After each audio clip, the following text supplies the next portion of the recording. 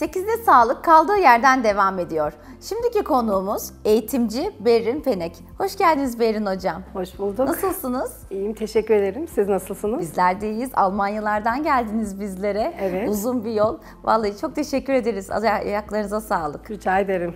Hoş geldiniz efendim. Hoş bulduk. Bugün vereceğiniz bilgiler çok değerli bizlere. Kesinlikle.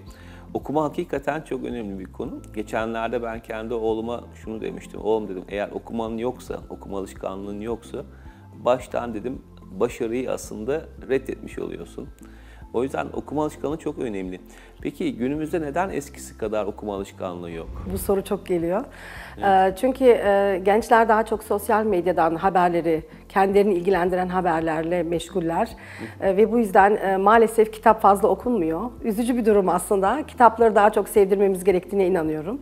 Tabii ki bu anne babanın teşvikiyle daha çok olabilir. Küçük yaşta kitapları sevdirirsek bir çocuk okumaya alıştığı zaman kesinlikle hep okur yani. Okuma aşkı içinde olur Hocam, ve anne okur. baba kitap hiç eline almazsa, çocuğum bak bu kitapları okumalısın dense bence güzel bir şey değil. Sizin fikrinizi almak istiyorum burada. Evet, tabii ki anne babada çok büyük rol var burada. Anne baba kendisi kitap okumasa bile kitap okumuş gibi yapabilir mesela.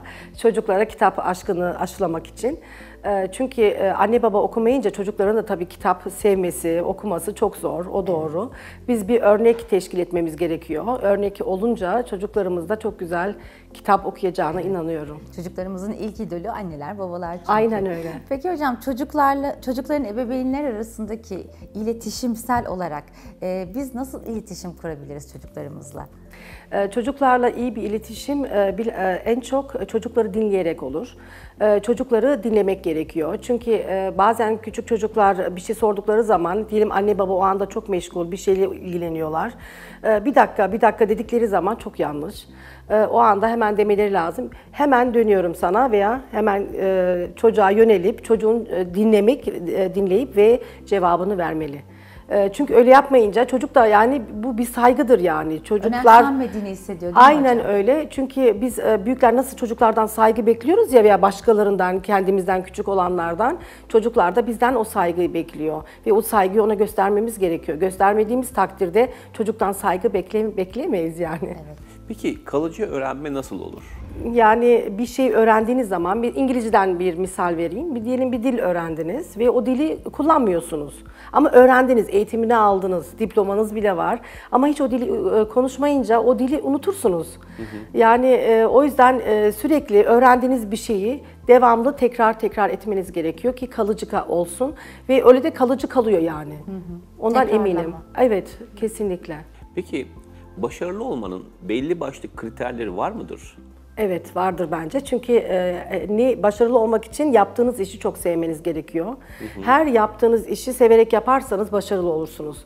Eğer sevmeyerek bir iş yaparsanız başarı olmaz diye düşünüyorum yani. Sadece sevgi midir kriteri? Başka bir şey yok mu? Sevgi ve azim diyelim. Yani azim de çok önemli başarılı olmak için. Çünkü bazen gerçi sevgiyle azim çok yakın birbirine. Ben öyle görüyorum. Bir şeyi sevdiğiniz zaman tabii ki orada çok başarılı olursunuz. Çünkü azminiz de olur aynı zamanda. O yüzden bence işinizi severek yapmanız lazım. Biz eskiden hep şöyle büyütüldük. Bilmiyorum sizlerde var mıydı? Bak komşunun kızına bu 5 puan almış, sen 3 puan almışsın. Ya da bak o komşunun kızı şunları güzel yapıyor. Sen güzel yapamıyorsun diye kıyaslamalar çok yüksekti. Şu anki çocuklarımız için bu kıyaslamalar çok doğru değil. Ama sizce kıyaslamaya ne diyorsunuz? Bu benim için çok önemli bir konu açıkçası. Evet, çok yanlış bir şey. Asla kıyaslamaması gerekiyor. Çünkü bu birinci, çocuklarda aşırı kendilerine yapılan, yani kendilerini baskı altında hissetmiş Evet, oluyorlar. evet. Ve bu da çocuklarda yani çok kötü sonuçlara yol açar diye düşünüyorum. Ama şöyle düşünemez miyiz? Yani hayat kıyaslama aslında. Ben bunu çok da fazla katılmıyorum söylediklerinize. Çünkü şimdi bakın doktora gideceğiz. O doktora mı gidelim, bu doktora mı gidelim? Bir Bakın kıyas. kıyas. Evet, o bir kıyas, İşte doğru. sınava giriyorsunuz, kıyas. Askeri okula gireceksiniz, kıyas. İşte Evet. müzikle ilgili işte O Ses Türkiye programına gidiyorsunuz, kıyas. Evet. İşte her şey kıyas aslında. Yani kıyaslamaya bu kadar karşı da olmamak gerekir diye düşünüyorum. Şimdi, Sonuçta kıyas bir anlamda Baskılamak belki hocam. Dediğiniz konularda kıyaslamak var tabii ki. Onlar yani genel olan şeyler. Mesela yarışma programları olsun. Tabii ki orada kıyas lazım. Çünkü hangisi daha iyi söylüyorsa o kazanıyor sonuçta. Ama şimdi komşunun kızıyla bunu kıyaslarsa, komşunun kızı bunu almış. Sen neden zayıf aldın? Veya Evet. yani öyle yaptığımız zaman o doğru değil bence. Ben Kişi öyle tektir, şey sevmiyorum. çocuk tektir, tek kendine özel Aynen gözle bakmak öyle. aslında oradaki Aynen. hocam. Çocuğun diyelim ki zayıf noktaları var veya komşunun kızı peki almış olabilir, siz zayıf almış olabilirsiniz ama o anda çocuğu motive etmek gerekiyor bence. Yani kıyaslamak yine de yanlış. O aldı da sen niye alamadın Ya da derken matematikte çocuk... o başarılı olabilir. Tabii Benim ki. çocuğum müzikte belki başarılı Aynen olabilir. tabii ki. O zaman diyebilirsin ki bak sen de bunda Evet. başarılısın. Ama okulda karne veriliyor mesela. Bu her yerde öyle. Karne de bir kıyas. Sonuçta Evet, orası öyle. Yani bütün mesela okuldayken çocuklar ne yapıyorlar? İşte Türkçe sınavına giriyor, matematik sınavına giriyor. Bu da bir kıyas. Yani kendi arkadaşlar arasında da kıyas. Aslında kıyas hayatımızın içerisinde biraz da öyle düşünmek Evet, lazım. orası öyle. Tabii ki hayatımızın içinde. Ama ben bu konuya tam kıyaslamaya komşularla falan ben karşıyım. Gerçekten iyi değil çünkü. Çünkü kendini çocuk her zaman ezik hisseder, öbürü daha iyiyse. Karnelere gelince başka yöntemlerle çocukları azimlendirebiliriz. Daha iyi dersleri olması için. Mesela sen bunu çok güzel yaptın. Yani hatasını görseniz bile şurada küçük bir hatam var. Yani onu konuşma adabıyla çocukları çalışmaya yönlendirebiliriz. Yoksa o daha iyi, sen daha iyi değil. Çünkü her çocuk kendine şahıs çok önemli ve o çocukların hangi yeteneği varsa onun üzerine düşülmeli ve o konularda pek kıyas olmamalı diye düşünüyorum ben. Peki çocukların beyin gelişimlerine nasıl katkıda bulunabiliriz? Şimdi beyin gelişimleri çalışmakla yani diyelim ki bir talebe küçük çocuk yani bu okula başlamadan evvelki dönemde olabilir, sonradan da olabilir. Mesela Almanya'da kindergarten'da çocuklar 3 yaşında kindergarten'a gidiyor genellikle. Kreş gibi. değil mi Kreş hocam? herhalde oluyor Türkçesi. Bizde Türkiye'de kreş. Evet. Ve orada da zaten yavaş yavaş böyle bazı alfabeler öğretiliyor, bir şeyler öğretiliyor. Ve beyinlerini yormadan bazı şeyleri küçük yaşta hafızalarını alıyorlar. Çünkü biliyorsunuz 6 yaşına kadar bir çocuk birçok şey öğrenebiliyor. 7 dil aynı zamanda öğrenebiliyor. Belki daha fazla. Çünkü kalıcı oluyor o zaman. Yani küçük yaşta nasıl eğitirseniz o çocuk öyle gider.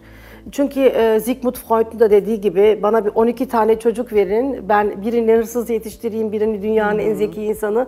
Yani bu oradan etkilenerek gerçekten de bu çok önemli. İlk 6 yaş çok önemli, çok önemli. 6 yaşına kadar boş bir kaset demişti benim pedagogum. Evet. O kasete ne doldurursan o oradan daha fazlasını Aynen ileri öyle, getirecek aynen gibi öyle, değil mi hocam? aynen öyle. Peki 6 yaştan sonra tekrar farklı şeyleri öğrenmede daha mı azalıyorlar sizce? Yok, azalmıyorlar aslında. Yani o her çocukta farklı oluyor. Yani öğrendiklerini derinleştiriyorlar, öyle diyelim. Peki hocam ders çalışmakta zorlanan çocuklar en önemli konu. Bunlarla ilgili ne gibi çözümler sunulabilir? Şimdi çocuklar tabii ki ders yapmayı sevmiyorlar. Benim de çocuklarım var. Oynamak istiyorlar daha çok. Bilhassa hava güzelken yüzmeye gidelim falan. Biri dışarı götür, parka gidelim. Evet. Normal yani. Bunu her anne baba bilir. Şimdi çocukları nasıl yapabiliriz? Sen bunu yaparsan şart koşarak. Bak sen bu dersini bitireceksin şimdi çok güzel bir şekilde. Yani çocuklara ders yapmayı bile sevdirerek yaptırmamız gerekiyor. Biraz nazlanarak, naz yaparak yani böyle çocuklara ay sen bunu şimdi yaparsan bak seni birazdan yüzmeye götüreceğim. Ve dediğinizde yapmanız lazım evet, ama. Sonrası şimdi çocukları kandırmaya da karşıyım ben. Bazıları diyor ya bak bunu yap sana bunu alacağım. Ona karşıyım. Yani bir şey söyleyecekseniz onu muhakkak yapmanız lazım. Çünkü çocuk sizi ciddiye almaz. Ve unutmuyor. Çocuk asla unutmaz. Aynen öyle. Peki sınavlara çalışırken nelere dikkat etmek gerekir? Doğru kaynak seçimi için neler yapmak gerekir? Şimdi sınavlara bir öncelikle böyle söyleyeyim sağlıklı besin çok önemli. Şimdi gençlerde de sağlıklı besin yani sağlıklı şeyler tüketmeleri gerekiyor ki vitaminli şeyler yani sadece fast food gibi bir şeylerden besleniyorlarsa Yani sağlıklı olmayan bir şeyler olur. Gerçi bu her çocukta farklı olmayabilir. Bazısının zekası öyle de çalışır, bazısınınki çalışmaz. Sağlıklı besin öncelikle. Sonra uyku çok önemli. Çocuk uykusuz olunca derste kafasına girmez, konsantrası iyi olmaz. Ama bunların yanı sıra da dediğiniz gibi kitap kaynağı nasıl seçilmeli? Kitap kaynağı araştırarak. Yani diyelim ki bir konu hakkında 4-5 kişi kitap yazmışsa eğer hangisi daha çok, şimdi Türkçesi aklıma Onun gelmedi. algısına Evet. yeterliyse. Aynen öyle. Onu çalışması lazım. Yani onun için en iyi kaynak odur.